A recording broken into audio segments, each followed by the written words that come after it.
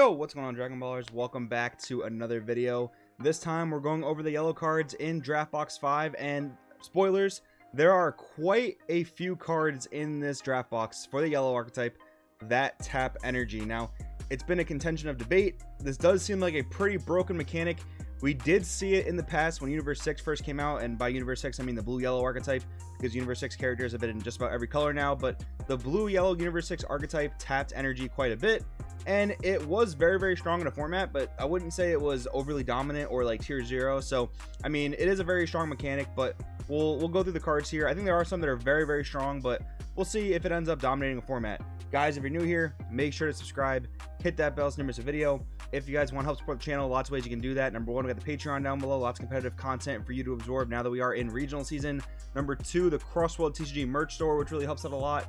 And finally, guys, if you want to buy or pre-order any of the cards you see in today's video, make sure to use my links in the description down below to either TCG Player or Bearded Collectibles. With that being said, let's get into it. So a 2-drop 20k Kaba. It's always cool to see new different cards you can use in Skillless if Skillless ever becomes relevant again, which I think it could. It draws one of the biggest hands in the game, so we'll see if that ever happens again. Kaba, Sand Invigoration, 3-drop 15k, activate main, pay 2 yellow. Place this card from your hand in your drop area. Choose one of your opponent's battle cards, negate its skills for the turn. Then choose one of your yellow battle cards with energy cost 2 or less, and switch it to active mode. So kind of interesting, they printed the Kaioken Son Goku for red. It is a super rare. Has a similar activate main where you discard it, but it ignores barrier. This would have been so much better if it ignored barrier. It would have been really cool actually against the Invoker matchup where you can negate the SSB Vegeta Invoker, but unfortunately does not get around barrier, but it is what it is. Not a terrible card by any means. Can definitely be good depending on format. Caulifla, Sand Invalidation, 2-drop 15k, counter attack. Negate the attack, play this card, then choose one of your opponent's battle cards with an energy cost of 3 or less and switch it to active mode.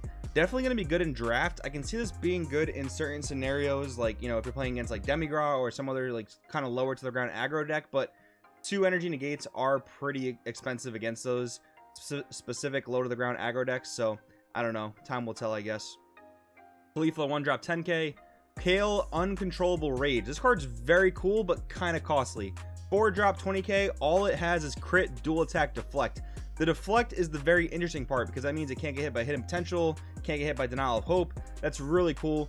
It is still susceptible to things like Vegeta the Cruel and things like that, but the other problem with the card is there's not really any ways in the Universe 6 archetype, at least that I'm aware of, where you can cheat this out. You know, if it was a Caulifla, let's just say, you can get this out for 0 to 2 energy with the Saiyan Teamwork Kaba green card. Unfortunately, there are no cards that I am aware of that cheat in Kales like that. If there is one, let me know in the comments. Kale the Mischievous, 3-drop 20k auto. When you play this card, choose up to one of your opponent's battle cards or energy and switch it to rest mode. So here it kind of begins. A 3-drop 20k is a pretty good stat. A lot of times I feel like this would be a 15k, but 20k is a good base rate, and just playing it, tapping an energy, that is pretty good. This archetype honestly could be the strongest archetype in draft format. I can definitely see that being a thing. How good will it be in the regular constructed format? I'm not sure, because most competitive decks do have ways to stop these cards. Now, if you're playing a 3-drop 20k to tap 1 energy and your opponent Denial of Hope or uses Denial of Hope, you're probably going to be pretty happy about that exchange because you wanted to tap one of their energy anyway. You are losing your body, which can be pretty unfortunate, but you're forcing them to tap 2. So maybe that's a way you can look at it as to where this will be really good, but then you are losing your body, so I don't know if it's going to be as good. Hit the Revoker. This card can actually be kind of insane. So counterplay, choose 2 of your opponent's energy, switch them to rest mode, then play this card. So it is a 3-drop, so you're not gonna be able to use this too early, but I can see like a really random situation where like you're playing against the Piccolo Surge deck, right? And let's just say they get a little bit delayed in their game plan. On their turn 3, you have 3 energy up, they play the 1-drop crit Gohan, and then you counterplay with this. Well, then on their defensive turn, they're not gonna be able to use the Android 15 combo into play. So this card can actually be very powerful. I'm a big fan. Raw Power, Botomo, 2-drop Revenge. Kind of weird. I mean, I guess it's just a 2-drop 15 that you can attack with, and if your opponent ever tries to clear it with a battle card, this is a good draft card, but I don't think it's gonna be too great constructed. 2-drop 10k draw card, Magetta, pretty decent in draft, not too great in regular play. This card seems pretty good. 3-drop 15 Illy, Dignified Supremacy. I definitely butchered that. Activate main, pay a yellow and a colorless. If your leader card's yellow and you send this card from your drop to your warp, choose one of your opponent's energy and switch it to rest mode. So this is another card, what we call a mana sink. Pretty similar to the Saiyan Instinct Son Goku, where, you know, if you have nothing better to do with the energy, you can basically get a free effect, because this doesn't cost you hand size. It's an effect out of your drop area, as long as you get it to your drop area efficiently, instead of just, you know, comboing it or wasting it to the drop area. But anyways, you pay energy and you do something that is not affected by counterplay. In this case, you tap an energy, which can actually be very, very powerful for going for games. So I can see this being a very powerful card for sure. Bergamo, Ferocious Roar. I love the dogs. I think they're like really cool design characters, so I'm excited for these cards. 5 drop 20k, auto, pay a yellow and a colorless.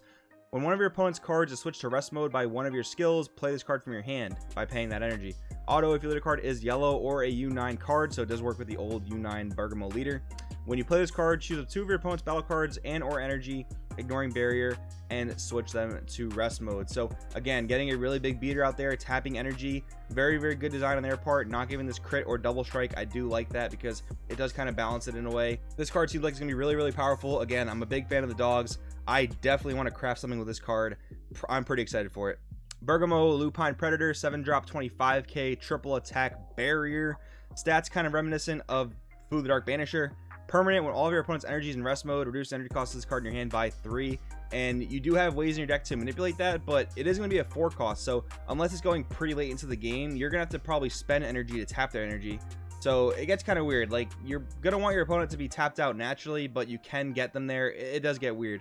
Auto, when you play this card, choose all of your opponent's battle cards, ignoring barrier, switch them to rest mode, and those cards can't be switched to active mode until the start of your next main phase. Very, very strong rare, it seems like, out of the draft box. Gigantic Crusher Bergamo, 3 drop 5k, blocker, barrier. During your opponent's turn, this card gets plus 10,000 power. This is very, very cool. Now, one of the things I do want to mention is that it's kind of unfortunate that Mark of the Wolves, that's the common card out of set 9, you play it, it's a 4 drop deflect, but it only plays blue dogs out of the deck. So that is kind of unfortunate. I mean, definitely a good balancing thing, because a lot of these things are really, really powerful. But yeah, just keeping in mind, it seems like you will have to hard cast all these different dogs if you do choose to play them. But from what I'm seeing, the dog archetype seems really strong. Basil Fatal Rampage, I love this card. 1 drop 4k, only 1 copy can be in your battle area. Auto, when you play this card, draw 1. Activate main once per turn if your opponent has 5 or more cards in rest mode. This card gains plus 15k and dual attack until the start of your next main phase. So this card's really cool. I talked about in a previous video where, you know, Frieza Death's Embrace really sets the bar for 1 drop cantrips. No longer will energy boosted Majin Buu be that great.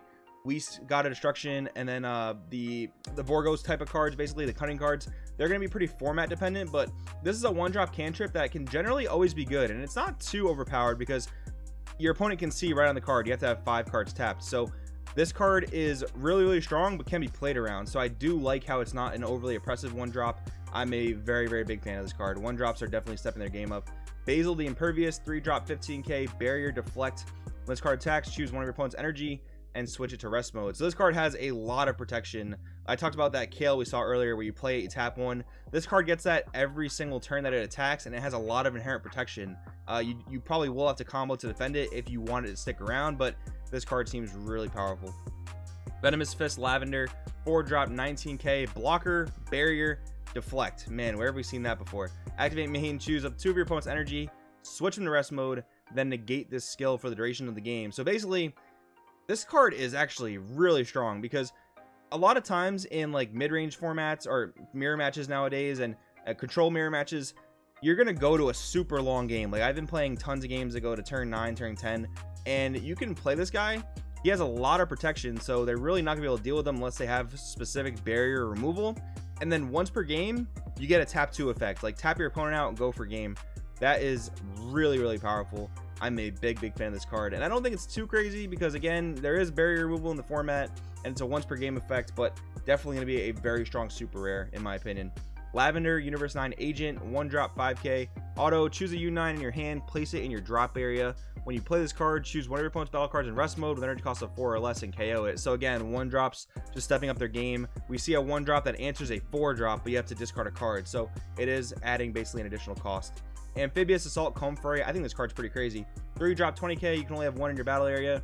When all of your opponent's energy is in rest mode, reduce the energy cost of this card in your hand by 2. Really one of the first 1 drop 20ks we're seeing in the game. I think this card is actually very, very powerful because, again, you have ways to tap your opponent out, They might tap out in the early turns to make certain plays, and then you get a 1-drop 20k beat stick out of it. That's really powerful. Roselle, Wings of U9, 1-drop 5k. Auto, when you play this card, choose 2 of your opponent's battle cards with energy cost 3 or less, switch them to rest mode. So that is actually a very cheap way to trigger that Bergamo SR we saw earlier, so that's pretty good. Oregano, the Web Slinger. Oh man, that's like Spider-Man. 2-drop 5k. Auto, when you play this card, choose one of your opponent's energy, switch to rest mode. So this is kind of like Khalifa the Troublemaker, but it does not require you to take life, so it is a little bit more, I guess, flexible than Khalifa the Troublemaker, but it is a small battle card. So yeah, you get to tap your opponent out.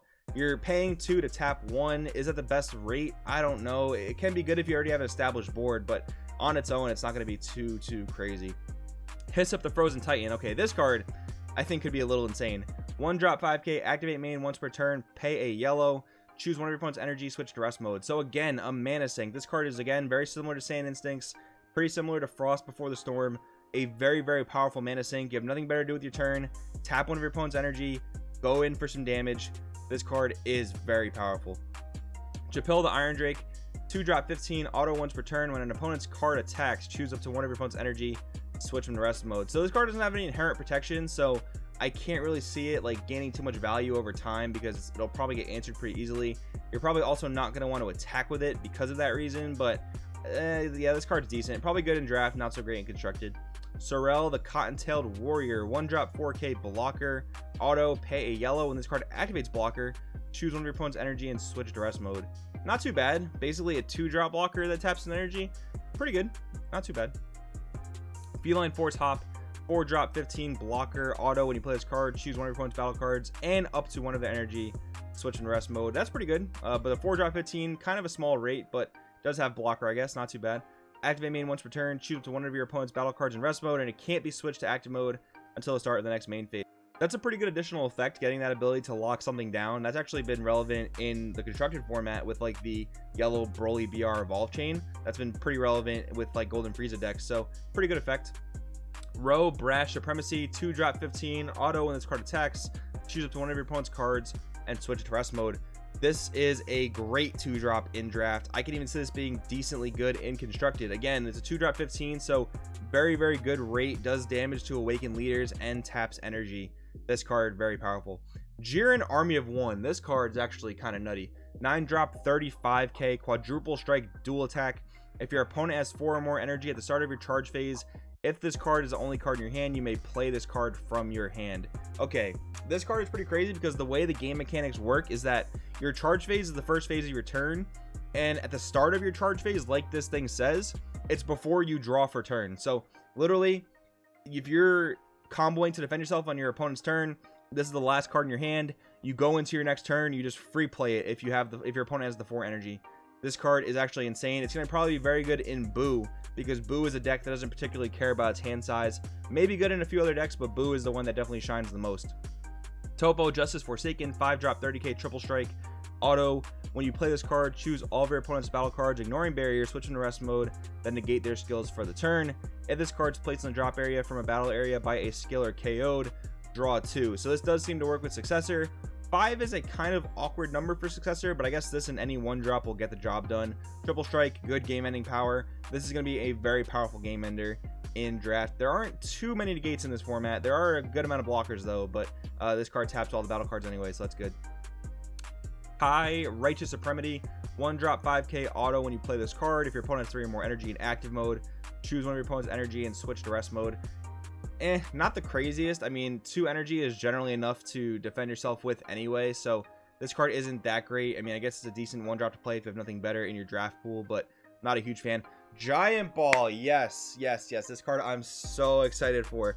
1-drop counterplay. When the battle card is played, you may choose it and switch it to rest mode, then draw 1 card.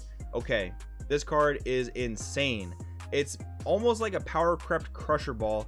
So there are very few things that this will not hit that Crusher Ball does, and Crusher Ball is better in those scenarios. So for example, if the battle card your opponent's playing has barrier, Crusher Ball won't hit it. Crusher Ball will hit it actually, and Giant Ball will not, because Giant Ball does choose. But in about 99% of scenarios where Giant Ball hits things that Crusher Ball hits, it works out perfectly, and this card draws you a card. So That's incredible. It also taps the card instead of bringing it in tapped, so it will trigger a lot of your effects that are in this draft box. Like, I'm so excited for this card. Very, very good. Very, very powerful. Universe 9 Assemble, 2-drop, activate main / battle, draw 2, and that's part of the cost, which is pretty interesting.